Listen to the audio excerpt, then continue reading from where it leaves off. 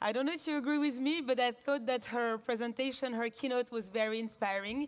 And I completely agree with you on one point, which is we all can do something. We all can have bold idea, be part of the change. And I'm really to welcome on stage three interesting people, three bold people who dare to do things differently. We're talking about fashion. We're talking about the future of fashion. But to do that, we need to talk about new material, but also we have to talk about ancestral wisdom. We have to talk about innovation, but we have to talk about collective innovation and including everybody in the story. Fashion is not just about the planet, it's about the people as well. So please help me welcome on stage for our panel my three guests who are Zaya Guarani, Timothée Macé Dubois, and Ashley Gill. Please welcome them on stage.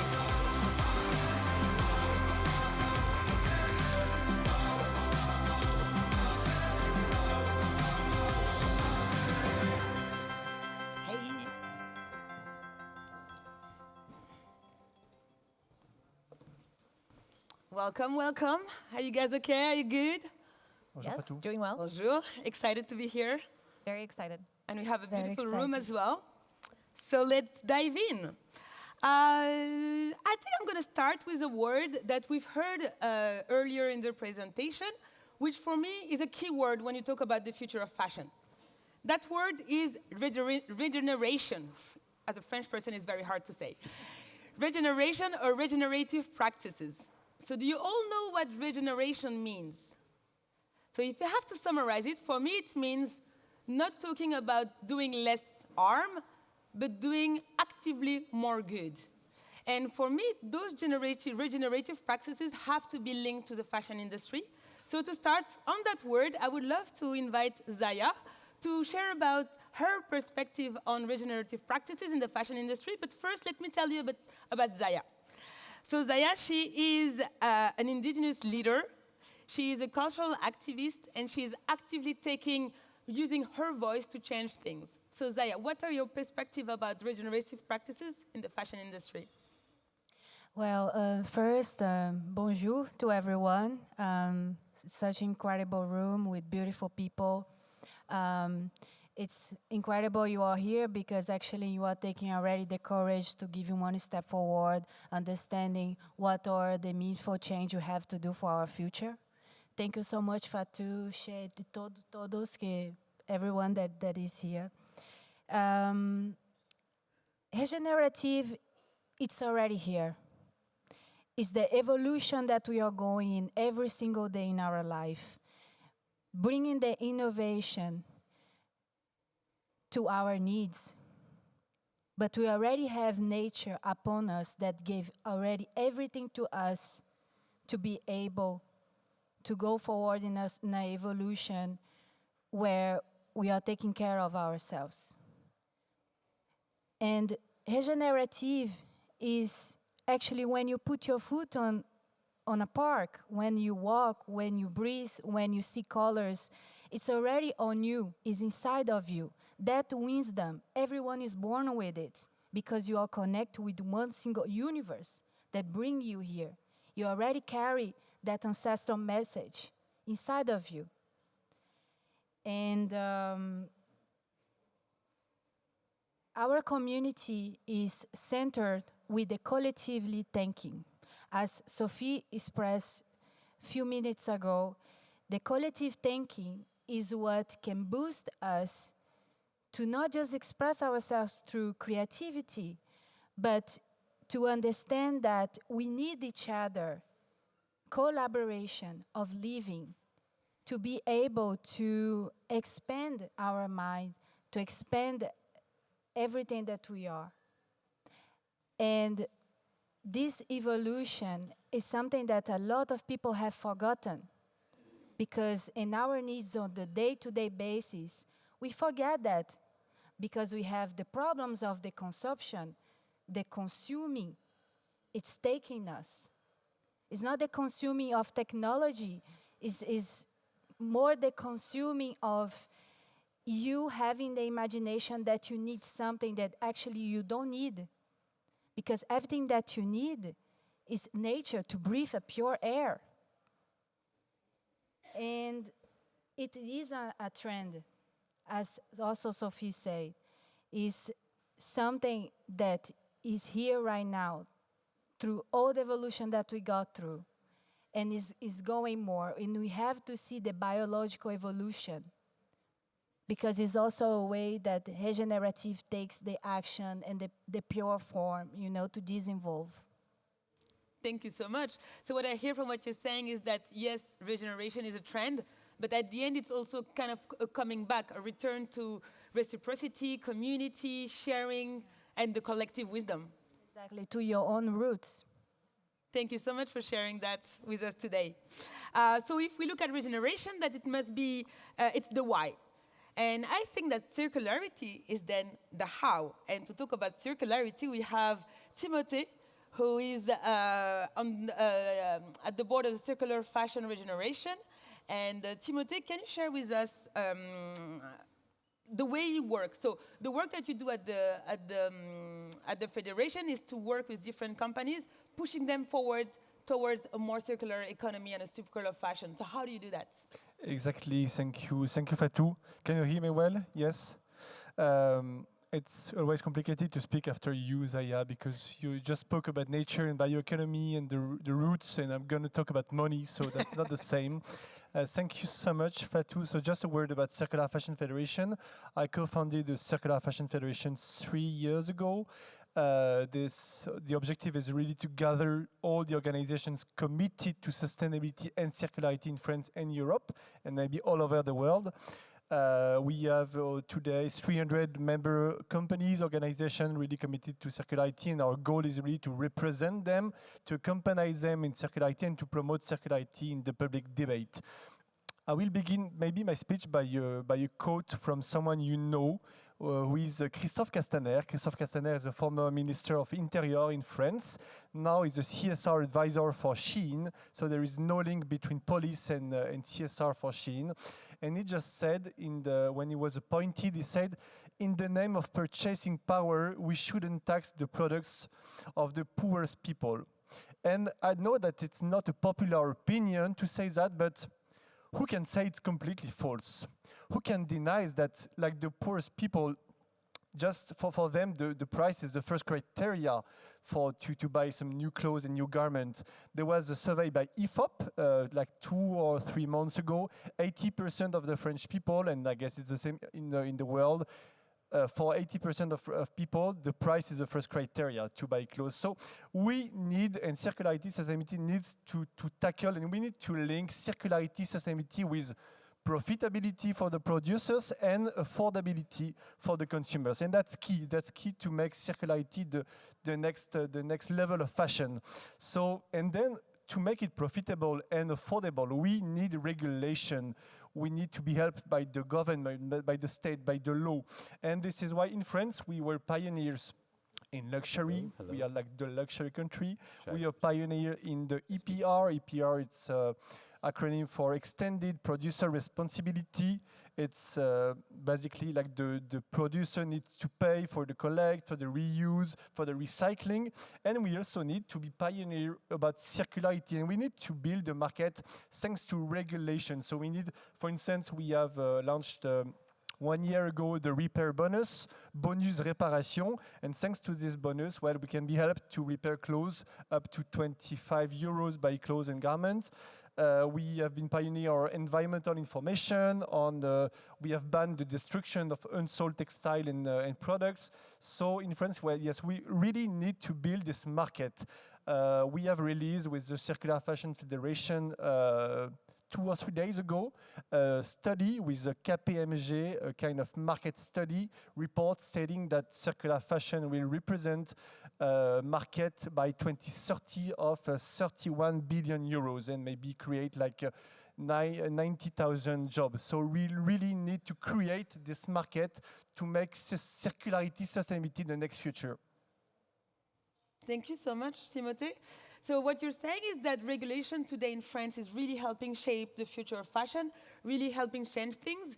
But I guess it's also about us, right? We are the consumer, and we are the one deciding if we want to change our mindset For example, for the bonus réparation, who has used it? Who is French that has used the bonus réparation? Yes, we have a few hands. I haven't used it yet. I will use it.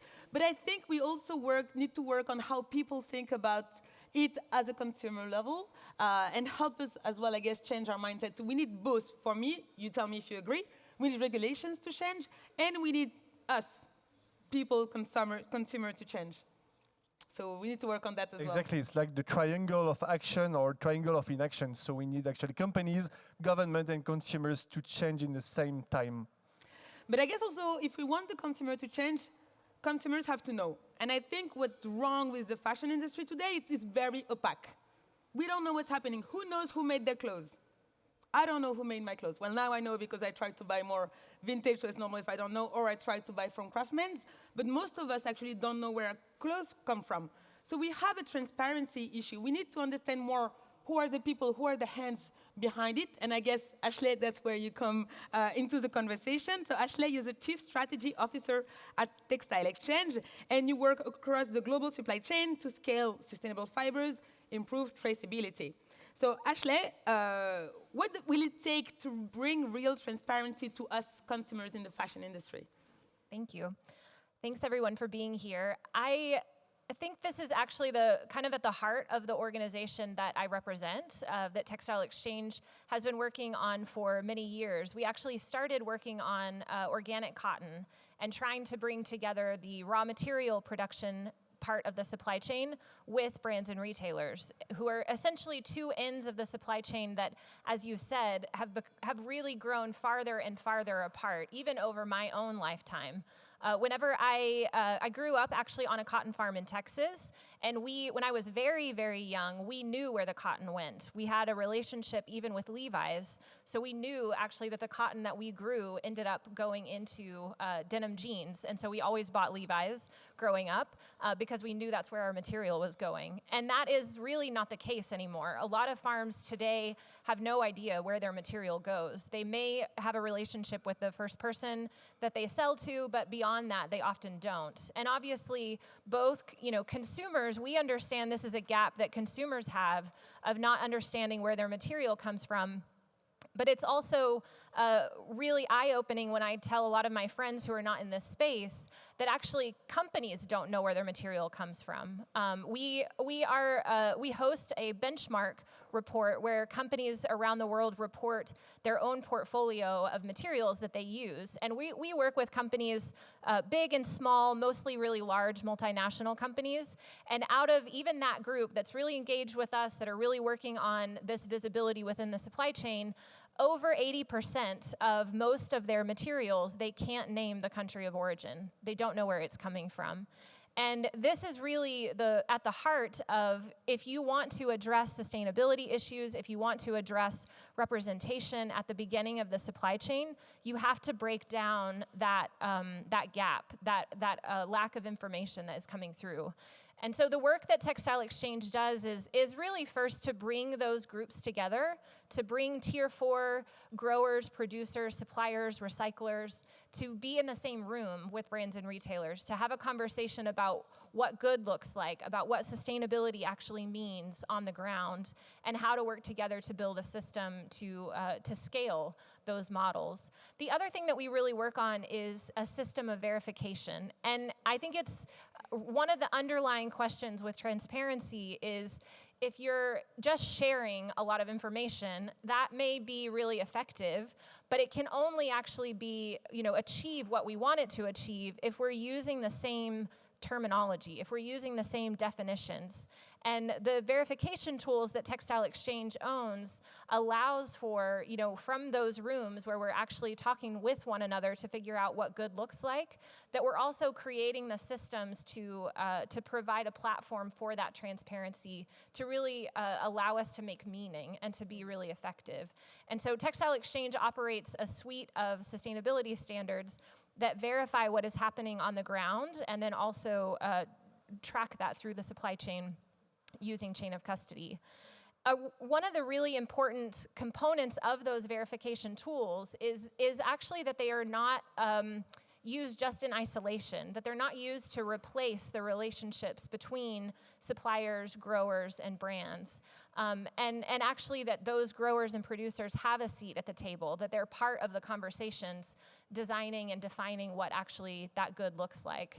It's really often the case that we consider, that companies talk about the fashion industry being broken, and they talk about even agriculture being broken. But actually, Zaya, you put it so beautifully, that actually the heritage that occurs at the farm level is actually a heritage that we could take advantage of, that we could learn from, rather than thinking that the fashion industry somehow needs to change the way farming works. What we could also explore is what we can learn from the way that farming is happening, from the expertise and the knowledge and the wisdom that growers have, and to allow that to be built in and to inform the systems that we have. And so creating spaces where those two groups can come together is actually, for me, a kid who knew all about cotton farming and all about cotton ginning, to actually see that together with brands and retailers who are making purchasing decisions, who are educating consumers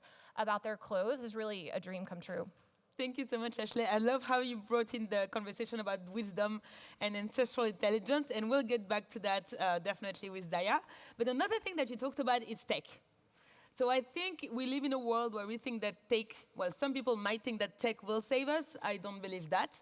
I think that tech is a tool, and I'd love to share about that with you, Timothée. What do you think the place of tech should be in the fashion industry, but also where are the boundaries? Where do we stop it? I love what you said about that we need the wisdom, we need the tradition, the wisdom. And it's, Fatou, you mentioned when we discussed together the new normal. So I think it should be normal just to know where our clothes, our textiles come from, but it's not actually, because we don't know. Even we, us as activists, as fashion circular activists, we don't really know where our clothes come from. So, and indeed, tech is not the magic bullet, it's not the magic recipe.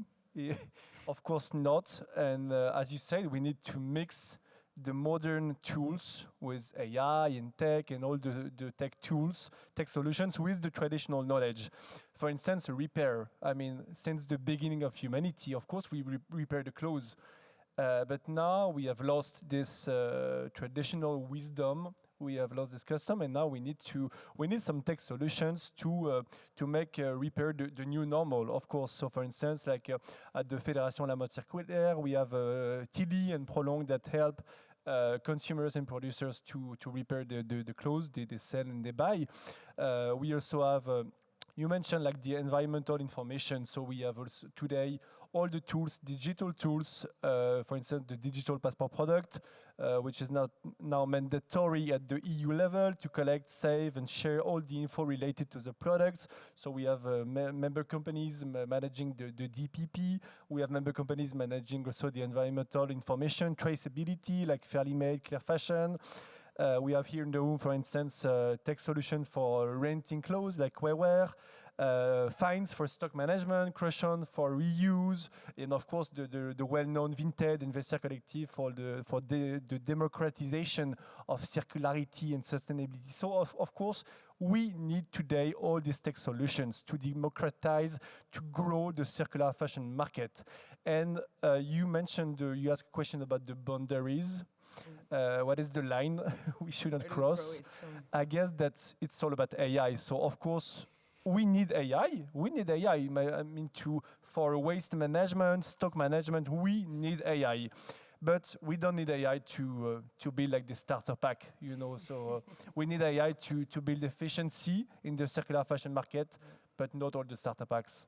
I completely agree with you. So yes, tech for me is an enabler. It enables us to do something that makes sense, that comes from ancestral wisdom into something that everybody can use at a global level. So thank you so much for sharing that. And then that makes us come back to Zaya, because I think in the room, you're one of the person that had more experience in that wisdom and also that ancestral wisdom.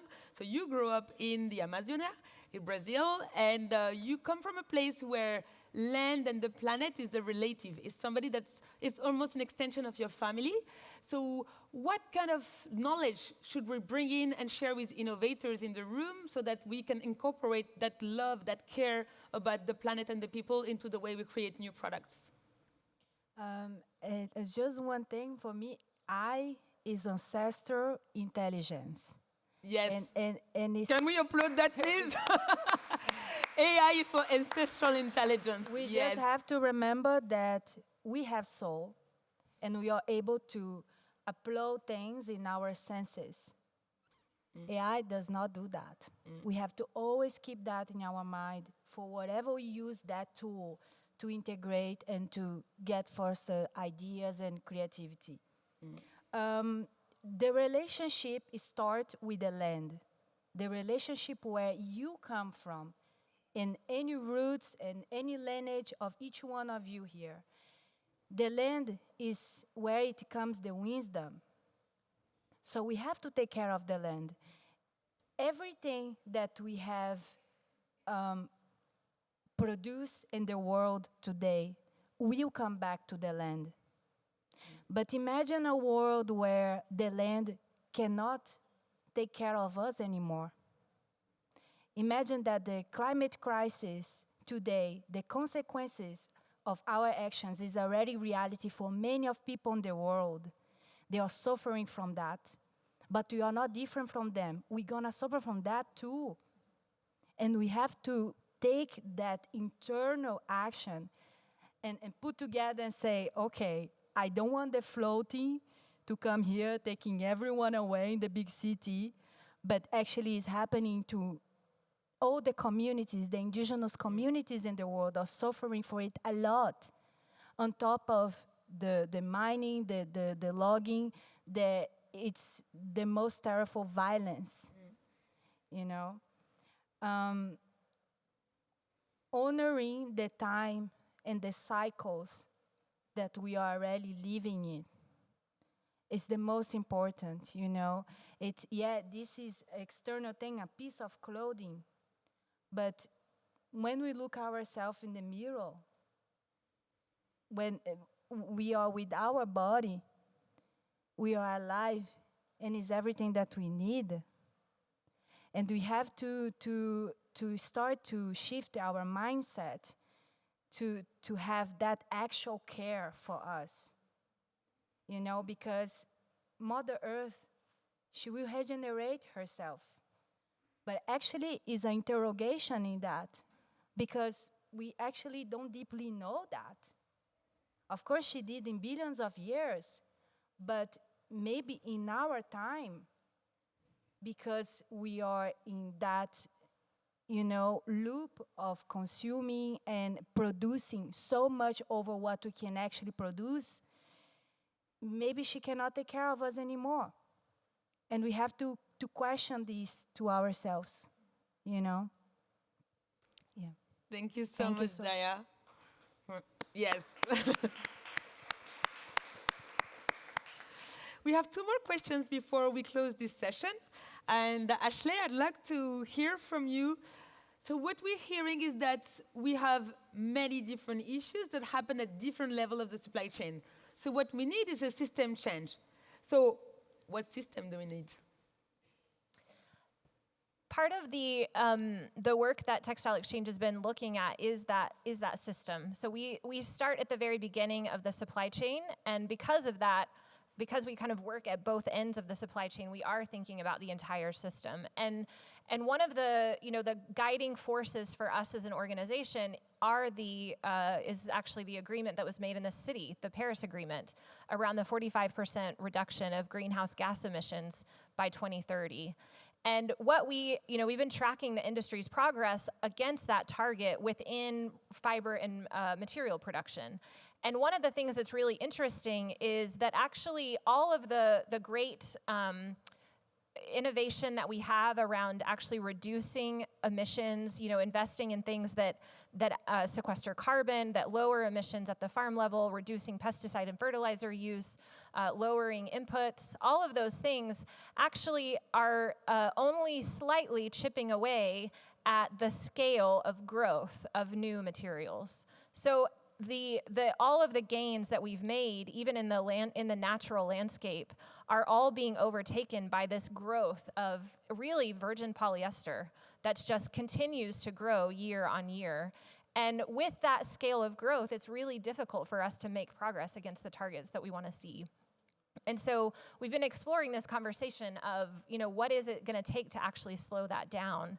And there are so many pieces of that, but really for us, it's about decoupling economic benefit and economic growth from the use of new materials. It's moving away from extractive systems, exploitative systems that continue to have these really negative impacts that we're all aware of, that we all know about, but somehow that is the cheapest material that exists. It's the material that causes the most damage.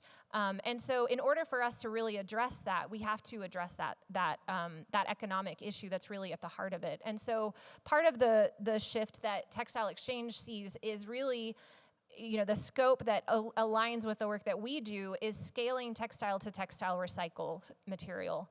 And one of the reasons that's so important is that recycled material is a great alternative to virgin synthetic fossil fuel-based material. But actually, the highest use of recycled polyester today is coming from the plastic bottle industry. So a lot of the recycled polyester that you see is likely coming from plastic bottles. And it's a great thing, it's a great alternative to using virgin material, but the end use of that is still the same. It's still ending up in a landfill, when actually plastic bottles have a closed loop recycling system. And so by taking those bottles out of that supply chain and moving them into the fashion supply chain, we're just contributing to that problem of overconsumption and at the end, waste that we don't know what to do with, that we don't have the system set up to handle. And so part of what we really want to see is the scale of textile to textile recycled material grow, and for there to be investments in the infrastructure to support that. Right now, less than 1% of the entire global fiber production material is coming from recycled feedstocks, recycled textile feedstocks. And so it's an area that is really still very tiny, but in order for us to actually address the waste issue and to actually create that circular economy within that material, we've got to figure out what to do with that material. And so investing in the infrastructure to get it to the right place, to recycle it efficiently, is really what Textile Exchange sees as the path forward to continue to decouple the growth of new material by still allowing us to use these materials that we've already made. Thank you so much, Ashley. I think what summarizes the conversation we've had today is really that the knowledge is here. We have the ancestral wisdom, we have the policies, we also have the system, the mindset, we have the science. So I guess the only thing we need now is action. So thank you so much for this beautiful talk, and let's applaud this beautiful panel. Thank you so much. Thank you.